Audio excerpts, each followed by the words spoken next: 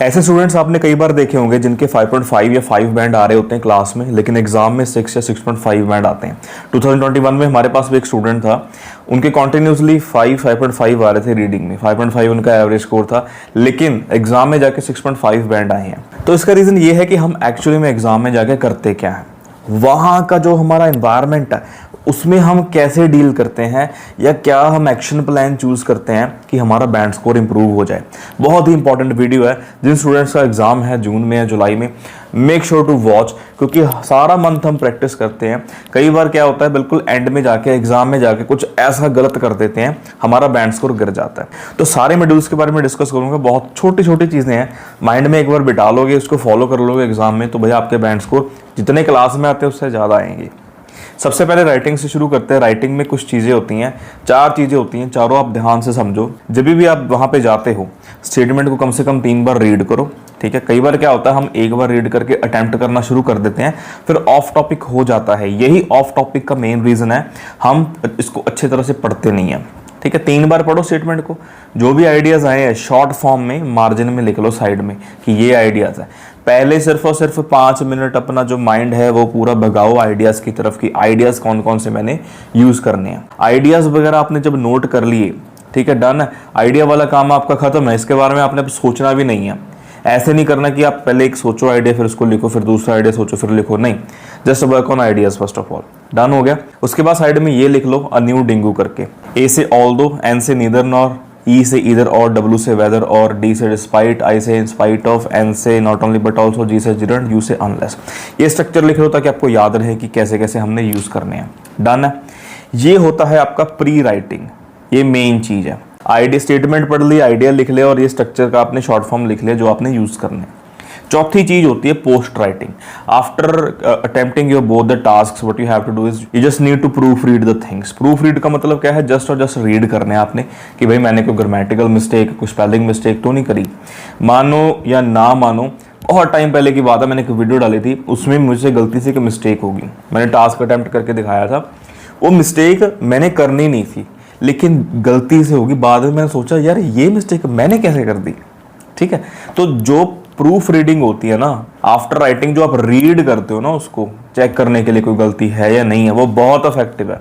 आपका हाफ या 1 बैंड तक की इंप्रूवमेंट हो सकती है अगर आप इन चीज को फॉलो करोगे राइटिंग के लिए। तो राइटिंग में आपसे यही करना, आपने स्टेटमेंट रीड करो, आइडियाज नोट करो, अ न्यू डिंगू नोट करो, अटेम्प्ट करो, फिर प्रूफ रीड करो, दैट्स इट। कुछ खास नहीं है, 5 मिनट एक्स्ट्रा लगेंगे सारा कुछ करने के लिए, लेकिन आपका बेनिफिट हो जाएगा। अब जब रीडिंग की बात करते हैं तो इसमें ऐसी क्या चीज करें कि हमारी इंप्रूवमेंट हो। रीडिंग में आपने सिर्फ और सिर्फ 2 चीज करनी है। सबसे पहले जाते सार ही just and just find the easy passage first. देखो इजी कौन सा है, टफ कौन सा है। इजी कैसे चूज करोगे, डिपेंडिंग अपॉन 2 थिंग्स। या तो भाई आप क्वेश्चन टाइप देख लो जो आपको सही लगते हैं, या फिर आप पैसेज रीड कर लो जो आपको पैसेज की हेडिंग इजी लग रही है, आपके फील्ड के साथ रिलेटेड लग रही है, आपके इंटरेस्ट के साथ रिलेटेड लग रही है।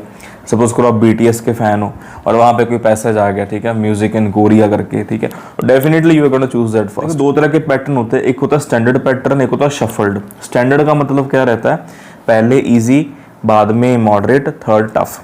शफल्ड का मतलब क्या है, उल्टा करा होता है, पहले टफ आ गया, उससे क्या होता है, टाइम वेस्ट होता है आपका। टफ वाले में हमेशा 20-23 मिनट लगते हैं सॉल्व करने में उसको, और जब आप पहले अटेम्प्ट करते हो टफ वाला तो 22 मिनट सपोज करो चले गए, आपका तो मोटिवेशन डाउन हो गया ना कि भाई ये कैसे हो गया, ठीक है। मैं तो 15-18 मिनट में सॉल्व कर लेता था फर्स्ट पैसेज, इसमें 22-23 मिनट लग रहे हैं, अभी तो 2 पैसेज पड़े भी हैं। तो सबसे पहले चूज द इजी वन और उसके बाद उसको अटेम्प्ट करो, मेन चीज अपनी ये है।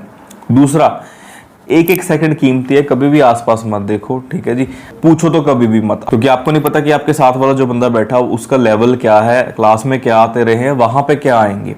आप कई बार सही कर रहे होते हो, मोस्ट ऑफ द टाइम जब आप पूछते हो ना, आपके रॉन्ग ही होते हैं। पूछो मत, अपने हिसाब से जो आपका फर्स्ट गेस है, और सेकंड गेस तो कभी भी मत लगाओ। रीडिंग की दिक्कत यही है भाई, जो पहले आंसर चूज कर ले वही करेक्ट होता है, दूसरी बार जब आप चूज करते हो ना वो रॉन्ग होता है। बिलीव मी और not, it happens every time. Concentration देखो लेवल बढ़ाने के लिए टाइम लगता है, धीरे धीरे बढ़ता है। इधर उधर आपका हो गया फेस डाउन, फिर से आप ढूंढोगे कहाँ, फिर से धीरे धीरे बढ़ेगा। तो अगर आपको लगता है कि 5-7 मिनट पहले रीडिंग फिनिश करनी है बढ़िया स्कोर के साथ, तो इन चीज़ों को फॉलो करो। लिसनिंग की अगर मैं बात करूँ, प्रेडिक्शन डाली है तो लास्ट के 2 सेक्शंस प्रोबेबली फास्ट आने वाले हैं।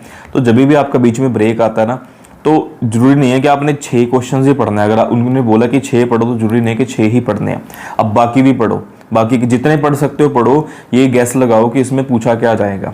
Okay, is it going to be a date और is it going to be a name और अ सरनेम और अ फोन नंबर और अ मंथ, जो भी चीज़ है गैस लगा सकते हो आप। ओके, और जब बात आती है अपने मल्टीपल चॉइस क्वेश्चंस की, इसमें बस एलिमिनेशन मेथड यूज़ करो भाई, जिस चीज़ की बात नहीं करी उसको कट करो।